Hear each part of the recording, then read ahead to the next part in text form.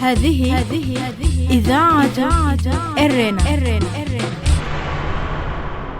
المستمعات الكريمات والمستمعين الأكارم متابعي إذاعة أرينا حيثما كنتم وحيثما يصلكم بثنا، أهلا ومرحبا بكم في مستهل البرنامج العربي لهذا اليوم الأربعاء 29 من أبريل. نستهل برنامجنا معكم لهذا اليوم بنشرة للأخبار، ثم نقدم لكم موجهات منظمة الصحة العالمية في سبل مكافحة فيروس كورونا المستجد. ويقدم لكم الزميل أحمد شريف وضمن برنامج متابعتي لهذا اليوم الحلقة الثالثة من اللقاء الذي أجراه مع السيد نقاش عثمان رئيس اللجنة التنفيذية للمجلس الوطني للتغيير الديمقراطي. قبل ذلك مستمعي ومستمعاتي الأفاضل، يقدم لكم نشرة للأخبار فيما يلي أبرز عناوينها. هذه إذاعة إرنا. محكمة بريطانية تحكم على شابين إريتريين بتهم تمويل تنظيم داعش. اجتماع متوقع لمجلس الوزراء الإريتري. الرئيس المصري يمدد العمل بحالة الطوارئ في البلاد. كانت تلكم مستمعات الكريمات ومستمعي الأكارم عناوين النشرة، وإليكم تفاصيلها من إذاعة أرينا. إذاعة إرينا، صوت مستقل لإريتريا. ذكر موقع صحيفة الاندبندنت البريطانية بأن محكمة بريطانية حكمت على شابين إريتريين بالسجن لمدة 14 عاما بتهمة تمويل تنظيم داعش الإرهابي. وجاء في تفاصيل الخبر بأن كل من أيوب نور حسين وسيد محمد أدينا بتحويل مبالغ مالية لصالح التنظيم في العراق، حيث قام نور حسين بتحويل مبلغ 3000 دولار، بينما قام السيد محمد بتحويل 1500 دولار. وقال الموقع كذلك بأن نور حسين قضى فترة عقوبة سابقة في عام 2012 بتهمة حيازة سلاح غير مصرح به، وعثر بحوزته هذه المرة على وثائق ومستندات حول تنفيذ عمليات تفجير محتملة. وأضاف الموقع بأن الإريتريين الاثنين هما طالبي لجوء لم يستطيعا السفر للانضمام للتنظيم الإرهابي، وبذلا جهودا من أجل تعويض ذلك بالتمويل والاستعداد لتنفيذ أعمال إرهابية. تفيد مصادر موثوقة لإذاعة أرينا بأن اجتماعا وشيكا لمجلس الوزراء الإريتري متوقع في الأيام القليلة القادمة. وقال المصدر بأن الاجتماع ربما يخصص لإجراءات مكافحة فيروس كورونا المستجد.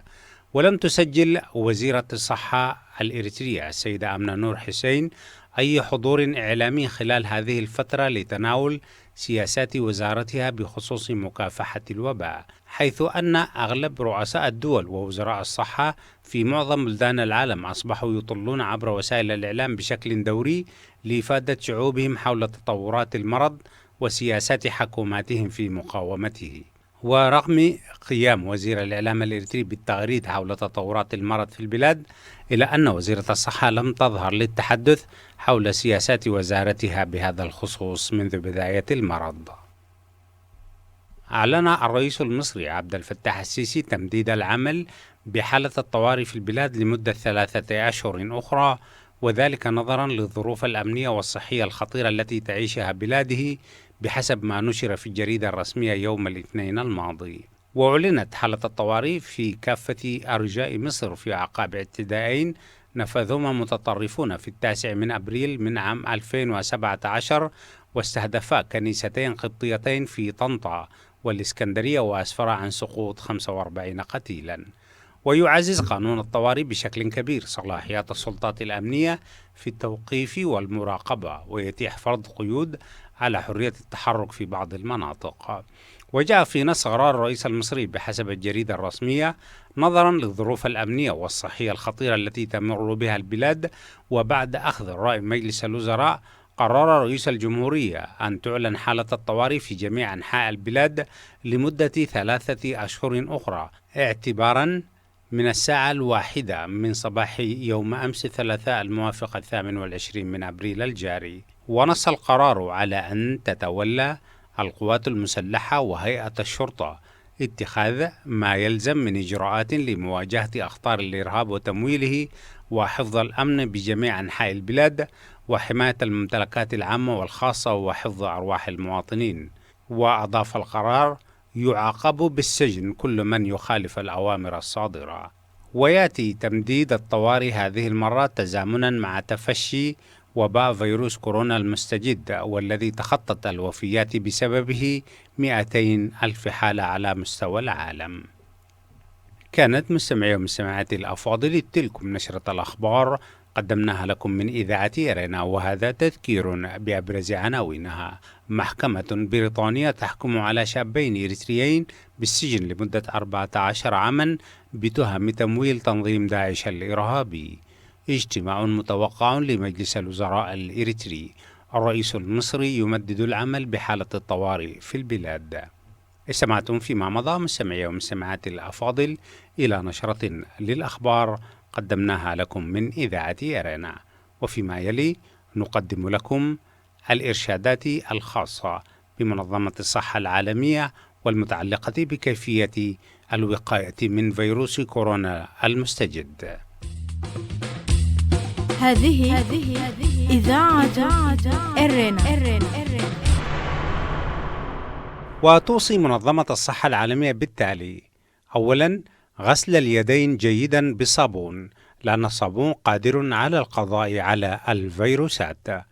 تغطية الفم والأنف عند العطس أو السعال، وغسل اليدين بعدها لمنع انتشار الفيروس. تجنب لمس العينين والأنف والفم حال ملامسة اليد لسطح يرجح أن يكون ملوثا بالفيروس، إذ يمكن أن ينتقل الفيروس إلى الجسم بهذه الطريقة.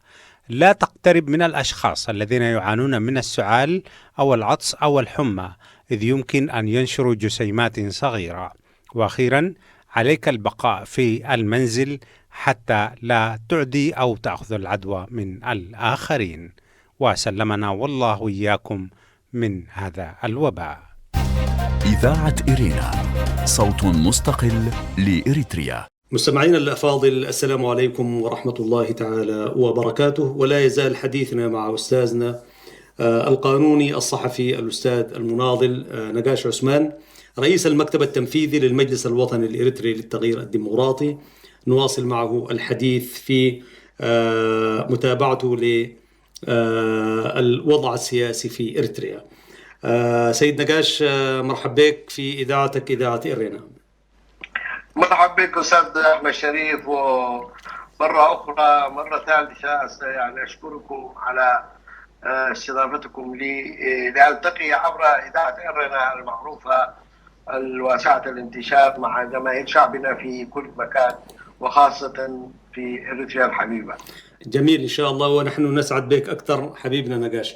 طيب أستاذ نقاش، طبعا النظام أو المجموعة خدمتها يعني وظف حاجات كثيرة بما فيها الخارج والداخل، ومارس كل ألاعيب المراوغة والتكتيك والخداع والتدليس وكل ما يمكن أن نتوقعه. في ظل هذه الحركة والعربدة السياسية اللي كان بيمارسها النظام ومجموعته، قوى المعارضة برأيك في قراءة للتاريخ هل كانت بمستوى اللعبات اللي كان بيقوم بها النظام ومجموعته، أم كان برضو هي في بيات بتاعت حسنونية وربما الزمن يغير وكده، ودي شهادة للتاريخ تكون يعني كيف كانت الرؤية بالنسبة لها؟ طبعا تحية لك أستاذ أحمد.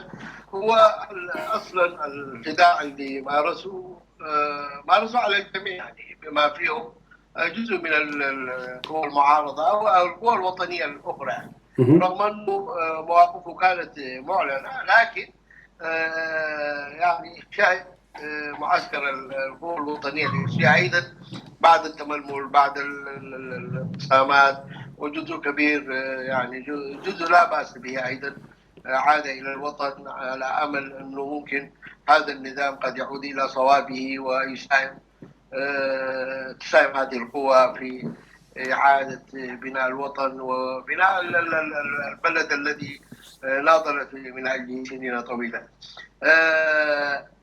في يعني كل القوى، ما لا أستطيع أن أقول كل القوى، لكن معظمها يعني لم يحسن قراءة الوضع الحالي، لأنه الأساس كان واضحا كما ذكرت لك في الحلقة السابقة. نعم. منذ 20 يونيو 1991 أعلنها صريحة أن لن يسمح إلا لصوت الجبهة الشعبية ولصوته أو لصوت الزمرة أو الطغمة الحاكمة. لكن في النهاية مع طول النضال والظروف اللي مرت بها الثورة الإريترية، وخاصة أننا لا ننسى أنه في 91 كان مر على دخول جبهة التحرير الإريترية بالتآمر اللي حصل والتحالف المشبوه بين الجبهة الشعبية لتحرير إريتريا وويانة تجراي الإثيوبية. تحالفوا ضد جبهة التحرير ووجهوا لها ضربة، ونتيجة لهذا الهجوم الغادر ونتيجة لضعف داخلي أيضا لعوامل داخلية أخرى، جيش التحرير الإريتري يعني سحب إلى السودان.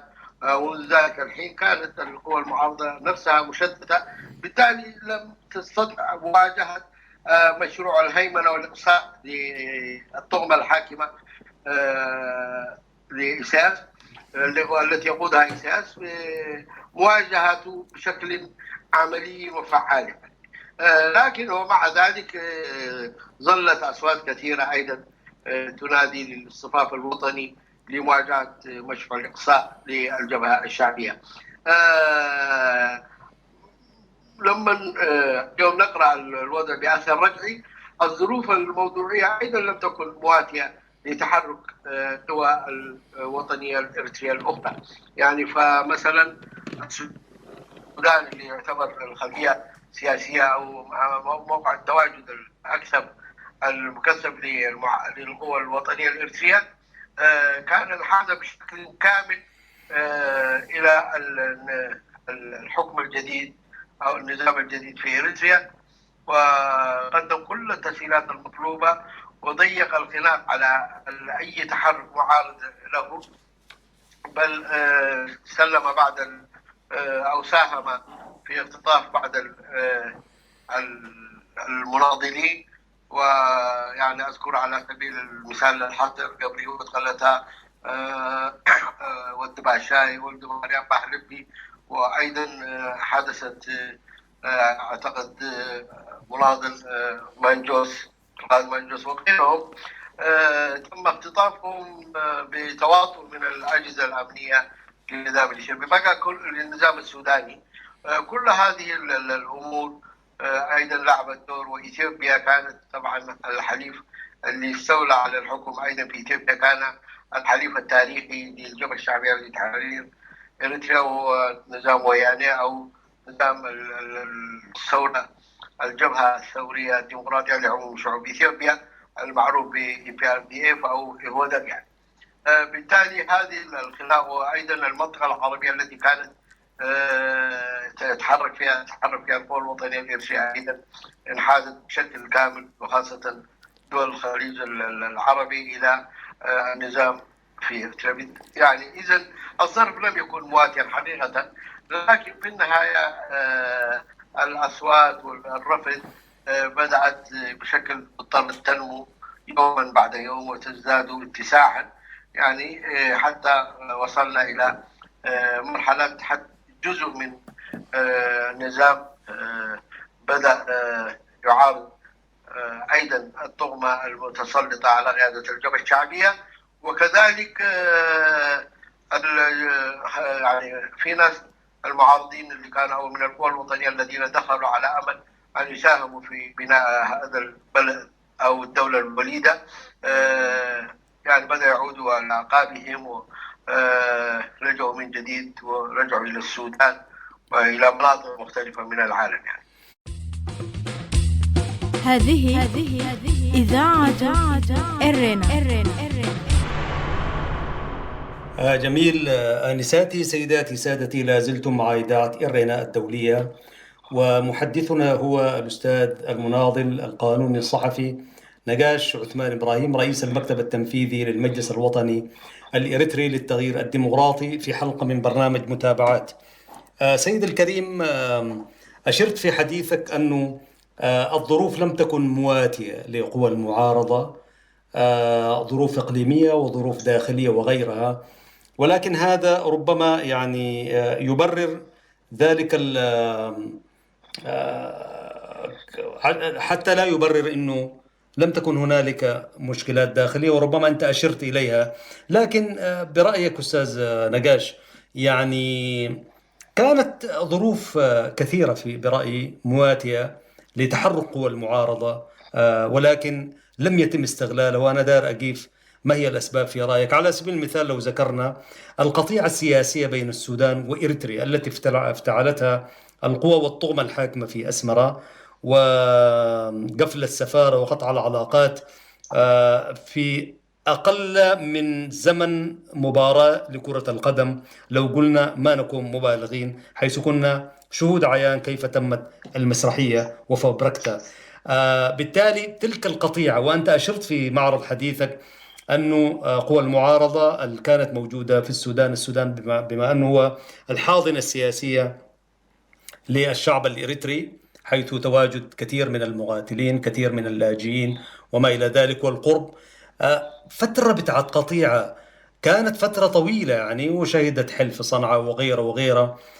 المعارضة ما الأسباب التي جعلت من قوى المعارضة ألا تستغل تلك الفترة بتاعت القطيعة؟ أم كان النظام يتمظهر بالقطيعة، ولكن كان هنالك حمائم وصخور داخل نظام الإنقاذ البائد يعني؟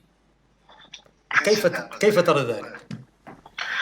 نعم، أنا طبعا أشرت في حديثي السابق إلى السنوات الأولى من الاستغلال، الجو العام اللي كان يواجه المعارضة، والضعف الذاتي أيضا اللي كنا نعانيه فهو معارضة ضد هذا النظام. لكن مع مرور الزمن وبعد أن اتضحت توجهات العدائية للطغمة الحاكمة في إريتريا، مجموعة سياس، يعني اختلقت المشاكل مع كل دول الجوار دون استثناء. نعم. بدءا بأزمة افتعال أزمة جزيرة حنيش، زغر، ثم خلاف مع جيبوتي، ثم السودان، واللي توجه بالحرب الشاملة مع إثيوبيا.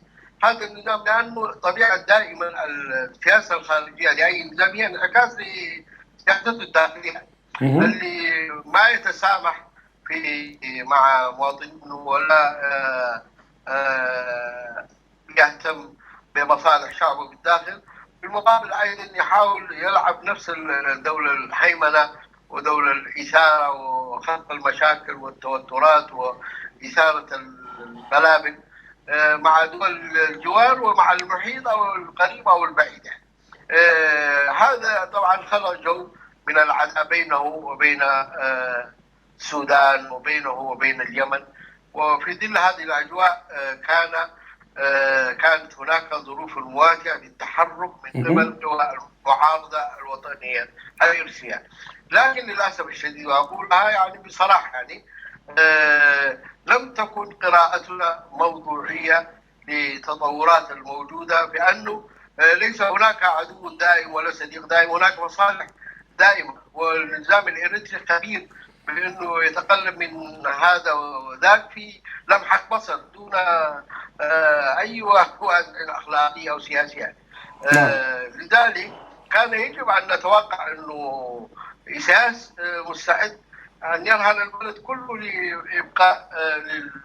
للبقاء على سدة الحكم في إريتريا يعني. لذلك لكن السياسي الحصيف أو القوة المفروض تكون قوة خاصة كان قيادات لها وزنها ولها تجاربها ولها أدوارها التاريخية، كان ينبغي أن تستغل هذه المسألة. أنا طبعا لا أنفي وجود بعض المحاولات التي جرت هنا وهناك من أجل لملمة المعارضة وتوجيه كل الأسلحة، كل الجهود تجاه لمواجهة النظام القمعي في إريتريا. لكن لم تكن تلك الجهود بمستوى متطلبات المرحلة، لأنه كان في بواقي الخلافات القديمة تبقى بين فترة وأخرى، والمحادثة الشخصية لبعض القادة، وفي نفس الوقت أيضا عدم وضوح الرؤية وتحديد الأولويات بشكل واضح. أنه المرحلة كانت تتطلب مسألة العمل بقوة من أجل إنقاذ إريتريا وشعبها من هذه الطغمة المسيطرة عليها. لكن مع مرور الزمن يعني أول بدايات باكورة العمل المشترك ظهرت في منتصف التسعينات، في حدود 1996، تحالف بين 3 تنظيمات إريتريا. ثم تطور هذا اللقاء والحوارات بدأت بشكل مكثف، ووصل في 1999 إلى قيام تجمع القوى الوطنية الإريترية. 99. وهنا أذكر 99، وأنا هنا أذكر دور مجموعة مبادرة الإريترية، وهؤلاء كان لهم دور كجهة، كإعلاميين، كناشطين في العمل العام، كان لهم إسهاماتهم في تقريب وجهة النظر بين القوى المعارضة. كل القوى انضوت تحت مظلة هذا التجمع في تلك الفترة، ثم تطور هكذا حتى وصلنا إلى مرحلة قيام المجلس الوطني الإرثي للتغيير الديمقراطي. لكن كل الظروف اللي وصلت، بالذات الأزمة بين السودان وإريتريا، لم نستطع نتيجة ضعف أدائنا في أن نستغلها لصالح القضايا العادلة التي كنا نناضل من أجلها. مضبوط، وشكرا جزيلا أستاذ نقاش. ودليل على ذلك أنه المجلس الوطني الإريتري في مرحلته الأولى، خلينا نقول أنه المجلس يعيش مرحلة جديدة، لكن في المرحلة القديمة انعكاس للحالة اللي تلبست منظومة المعارضة، أثرت عليه، فكان ما كان بالنسبة للمجلس. الآن استصحابا واستفادة من الدروس السابقة، حيث تغير المشهد تماما، يعني الآن إثيوبيا في مرمى آخر من هذا المجلس، أو المجلس في مرمى آخر منها عن المجلس السابق، حيث كانت المسافة بين أسمرة وأديس أبعد ما تكون بين المشرقين والمغربين في ذلك الوقت. الآن هي في دائرة واحدة، سواء كان شئنا أم أبينا. الآن كيف يوظف ويستفيد المجلس في مرحلته الجديدة، والمجلس يمثل الشرعية القانونية والمظلة الجامعة للمعارضة الإريترية. برأيك كيف سيوظف المجلس، أو كيف ستوظفون التجارب من أجل ملامسة الحقيقة؟ إذاعة إرينا، صوت مستقل لإريتريا. نحن طبعا كمجلس وطني نتاج للنضالات والجهود اللي بذلت على مدى عقدين من الزمن. وفي 2011 تم تكوين هذا المجلس، وزي ما ذكرت حضرتك أستاذ أحمد أنه مر بمنعطفات ومر بتطورات كثيرة، لم يستطع أن يتصدى للقضايا التي قام من أجلها. ولكن في النهاية إصرار القوى الوطنية الإريترية بأنه يظل هذا المجلس ويواصل رسالته النضالية. نعم. عقد في شهر أبريل قبل عام تقريبا المؤتمر الثاني، وهناك كانت انطلاقة جديدة أيضا للمجلس. يعني إذا نحن حددنا أهدافنا بشكل واضح، إيش يعني؟ أنه نحن مثلا الرؤية اللي ينطلق منها المجلس هي تغيير النظام الشمولي في إريتريا وإدارة الظلم الذي مارسه بكافة أنواع وأشكال على الشعب الإريتري، ثم وصولا إلى بناء دولة إريترية ديمقراطية تحقق الأمن والسلام والاستقرار والعدالة الاجتماعية للشعب الإريتري. هذه الرؤية. بالتالي حياتي طبعا تحقيق الديمقراطية، ممارسة السلطة، إقرار الحريات العامة والخاصة، والإقرار بمساله تداول السلم للسلطة، وكل ده عشان يتحقق كل هذه القضايا عشان تتحقق أيضا يحتاج أنه لازم نحمي ووحدة الشعب الإريتري ونسعى لبناء الثقة بين مكوناته المختلفة، يعني نعم. مكونات اجتماعية، في مكونات دينية، في مكونات إقليمية، مكونات يعني كل كافة المكونات، حتى المكونات السياسية المساعدة، ومحاولة دورنا نشر ثقافة التعايش السلمي، تعزيز قيم الديمقراطية. كل هذه القضايا تحتاج انه نعمل ليل نهار لمواجهة المشروع المغاير نعم. للنظام القائم، لأنه النظام اليوم وصل مرحلة مستعد يفرض الكيان الإريتري بسيادة إريتريا ووحدة أراضيها. أجندته بدأت تتضح ملامحها بشكل يعني ممكن قد لا يختلف فيها اثنان من الوطنيين أقصد يعني. نعم. لذلك نحن مهمتنا في هذه المرحلة أولا توسيع دائرة المعارضة للشعب الإريتري، ومن الأشياء الجميلة أنه اليوم نشهد قاعدين حراك جماهيري كبير يعني ينظم العالم كله في رد النظام الإريتري. حتى الجزء اللي كانوا يعتبر حتى الأمس القريب مؤيدين أو متعاطفين مع هذا النظام اليوم بدأوا يغيروا مواقفهم ويعني يصطفوا في الموقف الوطني. لذلك مهمتنا يعني ليست سهلة، لأنه نحن ورثنا كل الضعف، كل الخلافات والتباينات اللي كانت موجودة على مدى يعني 3 عقود أقول منذ تحرير إريتريا وحتى هذه اللحظة. لكن ليس أمامنا خيار سوى أنه نتسامح على هذه الخلافات ونحاول نقوي معسكر المعارضة ونقوي المجلس الوطني بكافة أجهزته، وبالتعاون مع القوى الوطنية الإريترية خارجه في تسريع الخطى باتجاه إحداث التغيير الديمقراطي المنشود. نحن في هذا المجال قاعدين نعمل بكل ما نستطيع من قوة هنا التغيير ليس فقط من مسؤولية المجلس الوطني أو قيادته.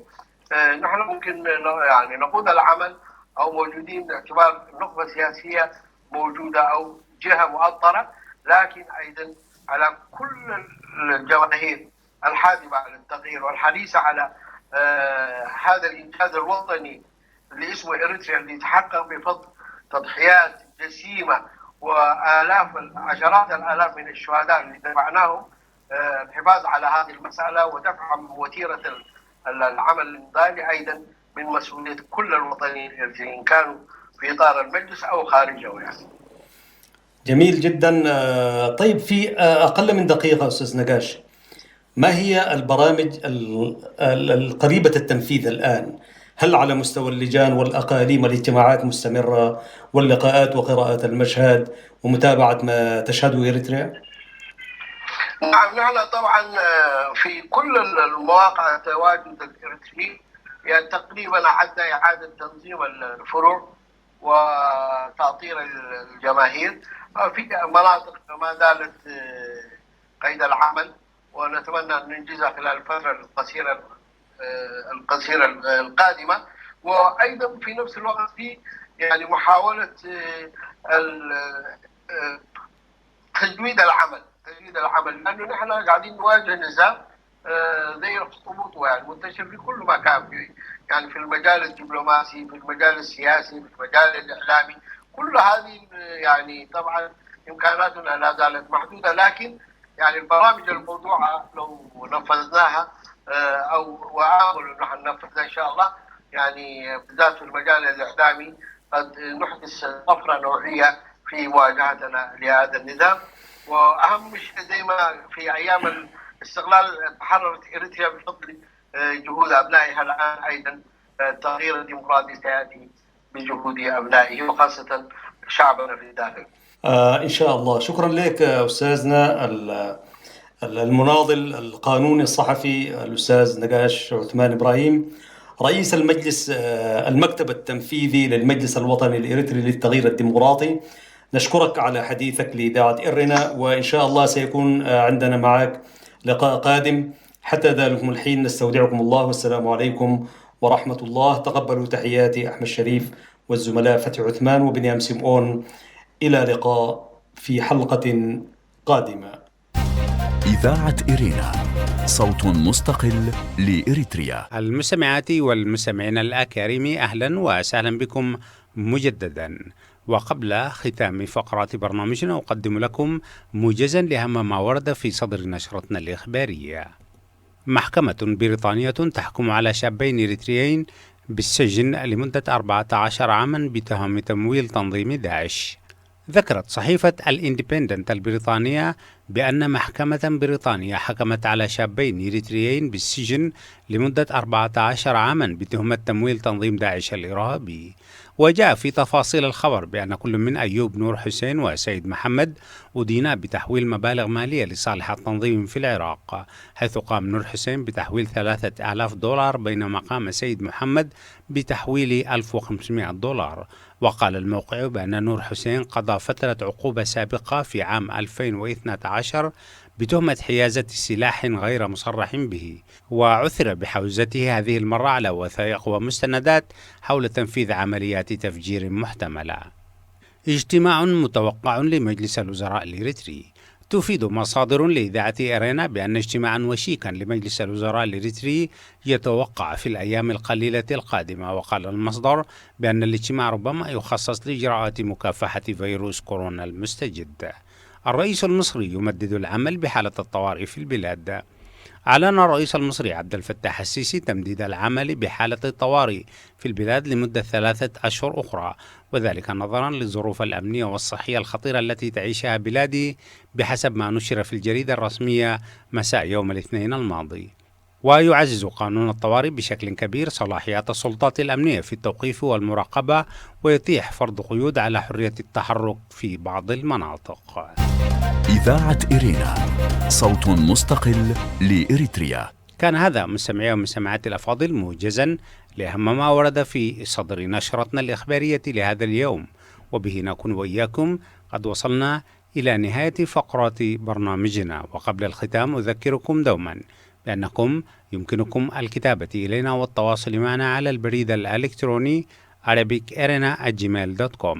وحتى الملتقى بكم مجددا مستمعي ومستمعات الأفاضل ضمن برنامج متابعات الأسبوعي. لكم تحيات زميلي أحمد شريف ومحدثكم فتحي عثمان وكل زملائي في الإذاعة في استوديوهاتنا الرئيسية في باريس، ودمتم في رعاية الله وحفظه وأمانه.